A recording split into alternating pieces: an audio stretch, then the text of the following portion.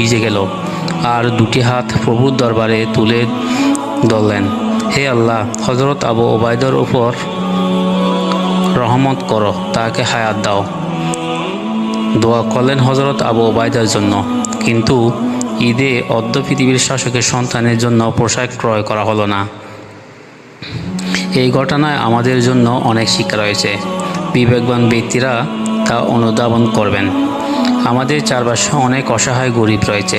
সামর্থ্যবানরা তাদের ঈদের পোশাক দিয়ে ধনী গরিব সবার ঈদকে আনন্দময় করার শিক্ষা দেয় ইসলাম।